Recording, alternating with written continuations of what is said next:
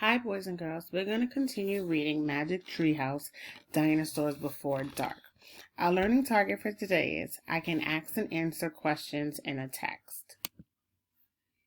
So whenever we're reading a text, we should always ask ourselves some questions just to help us better understand what the story is about.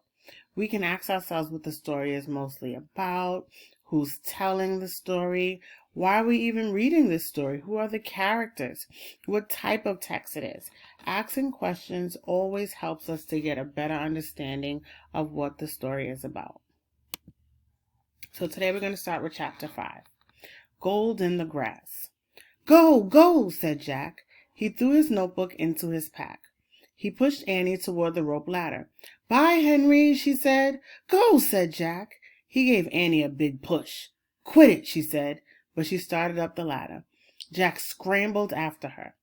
They tumbled into the treehouse. They were panting as they looked out the window at the dinosaur. He was standing on the hilltop, eating flowers off a tree. Oh, man, whispered Jack. We are in a time long ago. The dinosaur looked like a huge rhinoceros, only he had 3 horns instead of 1, 2 long ones above his eyes and 1 on his nose. He had a big shield-like thing behind his head.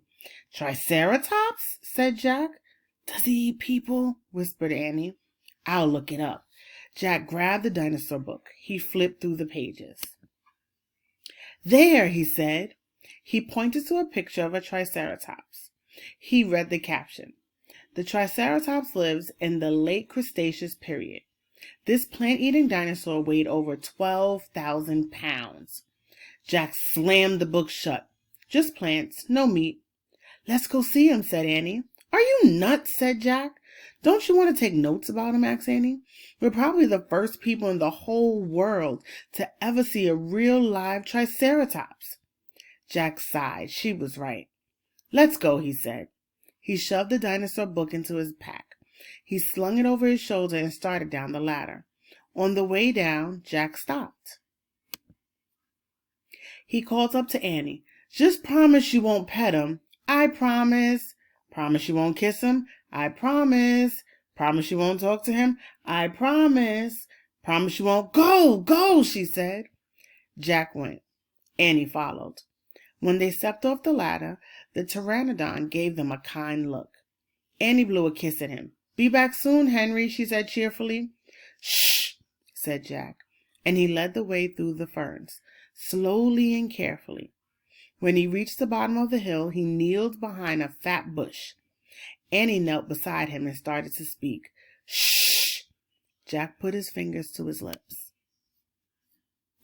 Annie made a face. Jack peeked out at the Triceratops. The dinosaur was incredibly big, bigger than a truck. He was eating the flowers off a magnolia tree. Jack slipped his notebook out of his pack. He wrote, Eats flowers. Annie nudged him. Jack ignored her. He studied the Triceratops again. He wrote, Eats slowly. Annie nudged him hard. Jack looked at her. Annie pointed to herself. She walked her fingers through the air. She pointed to the dinosaur. She smiled. Was she teasing? She waved at Jack. Jack started to grab her. She laughed and jumped away. She fell into the grass in full view of the Triceratops. Get back, whispered Jack. Too late. The big dinosaur had spotted Annie. He gazed down at her from the hilltop. Half a magnolia flower was sticking out of his mouth. Oops, said Annie. Get back, Jack shouted at her. He looks nice, Jack. Nice? Watch out for his horns, Annie. No, he's nice, Jack. Nice?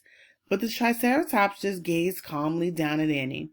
Then he turned and loped away, down the side of the hill. Bye, said Annie. She turned back to Jack. See? Jack grunted, but he wrote in his notebook, nice. Come on, let's look around some more, said Annie. As Jack started after Annie, he saw something glittering in the tall grass. He reached out and picked it up. A medallion, a gold medallion. A letter was engraved on the medallion, a fancy M. Oh, man, someone came here before us, Jack said softly. Okay, so now you're going to answer the comprehension questions that go along with this chapter.